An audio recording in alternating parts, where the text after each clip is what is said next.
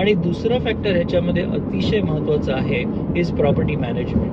Wien you by the property management जागेची कोण करणार आहे हे तुम्हाला डेफिनेटली माहिती पाहिजे. कारण हे माहिती नसेल तर तुम्हाला प्रॉपर्टी मॅनेज करायला खूप त्रास होईल.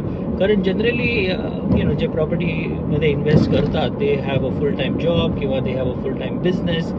हे सगळं करून तुम्हाला एक टेनंटचं कॉल्स येणं किंवा टेनंटचे फॉर्म्स हँडल करणं, टेनंटचे पेमेंट्स हँडल करणं may not be such an easy thing to do.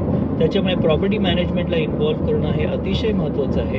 आणि मग प्रॉपर्टी मॅनेजमेंटचे फीज असतात. They could be anywhere from 5 to 7 to 12% depending on कुठे प्रॉपर्टी आहे आणि कुठली प्रॉपर्टी मॅनेजमेंट कंपनी तुम्ही हायर करता. पण हे दोन गोष्टी तुमच्या बेसिक माहितीत असल्या पाहिजेत so that you can make the right decision. आणि हे तुम्ही ठरवल्यानंतरच पुढच्या गोष्टी आपण डिस्कस करू शकतो. त्याच्यामध्ये बऱ्याच गोष्टी आहेत,